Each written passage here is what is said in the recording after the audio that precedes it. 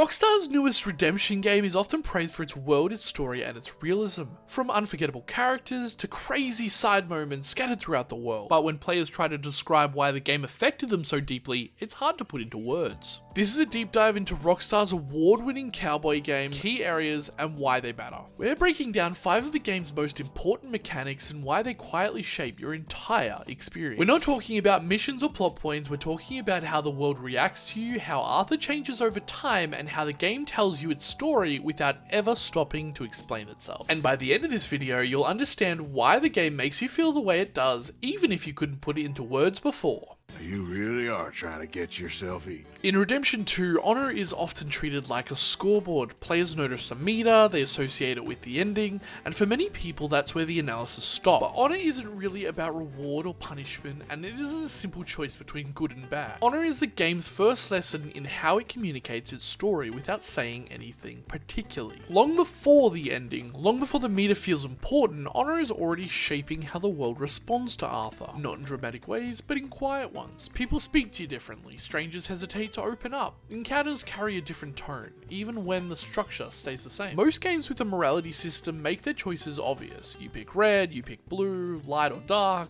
In this game, it doesn't do that. Instead, it watches how you behave over time. Do you help strangers when it costs you time? Do you take what you could easily steal? Do you resolve situations patiently or violently? None of the moments stop the game, none of them feel like choices, but they do accumulate. Honor tracks consistency, not moments. That's why it feels personal. Two players can make the same decision once and walk away with completely different experiences based on how they've been playing overall. Honor changes tone, not just content. A conversation may still happen, but trust feels earned or withheld. Kindness feels reciprocated or rejected. And the game never tells you that this is happening. There's no pop-up option, no explanation. You only notice when something feels off. That's because it's intentional. The game doesn't want honor to feel like a system, it wants to feel like a consequence, not punishment, but presence. The moment you go to chase the meter, the experience flattens, but when you forget it exists, the world becomes more human. Honor also refrains Arthur himself. It doesn't turn him into a hero or a villain, it changes how others see him, and how he sees himself. The world reacts, Arthur absorbs it, and the player feels the space in between the two.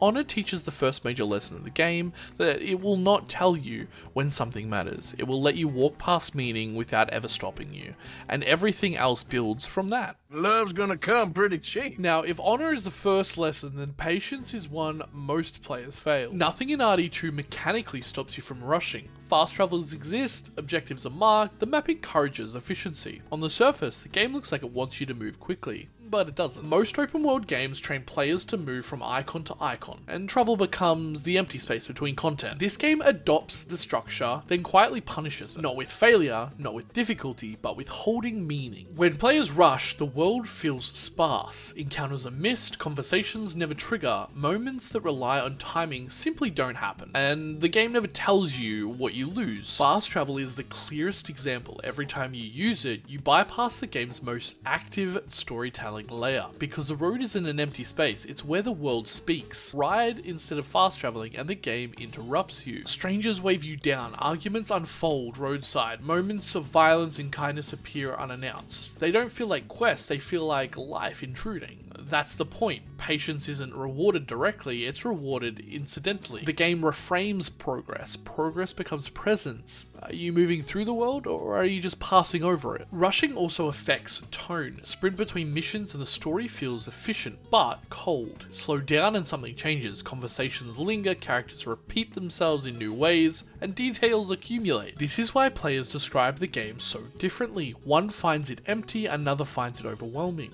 They're both right.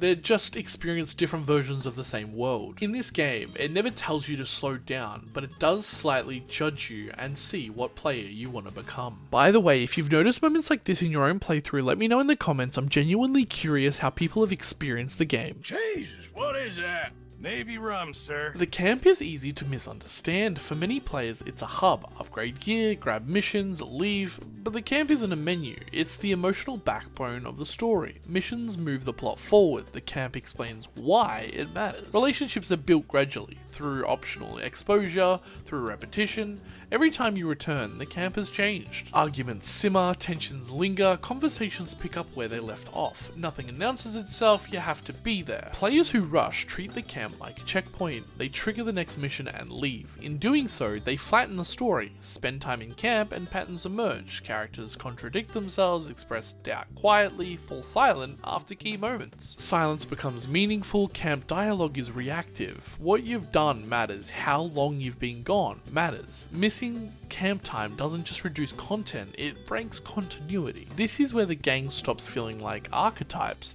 and starts feeling human. Not through meters, not through dialogue trees, but through presence. The camp is optional mechanically, but narratively essential, and it prepares you for what comes next. Yes.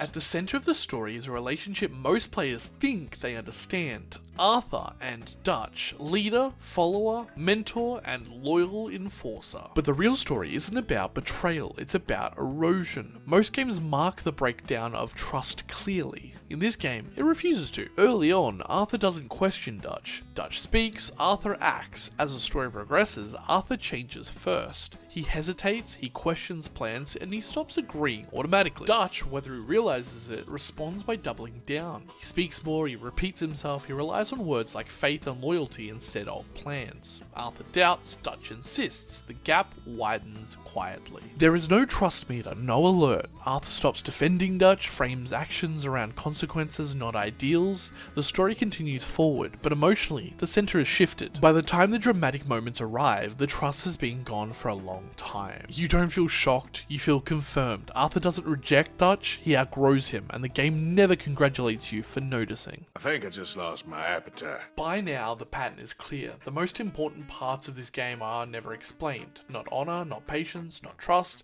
The game removes guidance, not to confuse you, but to respect you. Instead of telling you what to feel, it creates conditions where feelings become unavoidable. Nothing is framed as a lesson, everything is framed as life. This is a risky design. If you miss it, the game doesn't correct you. That's why players finish feeling something they can't explain. They didn't miss the story, they absorbed it. Indirect storytelling changes memory. You don't remember events, you remember weight, and weight lingers. The game doesn't chase surprise, it builds recognition, and recognition is heavier than revelation. By the time players reach the final mission, they think the story is ending, but the real ending already happened. It happened when honor stopped feeling like a meter. When the road stopped being empty, when camp felt necessary, when Arthur's doubt outweighed Dutch's certainty. That's when the game handed responsibility back to you. Red Dead 2 does not end with a twist, it ends with recognition. If the game ever felt hard to explain, that wasn't confusion. If you enjoy deep dives like this, consider subscribing. I'm going to be exploring more games the same way, focusing on details most people miss.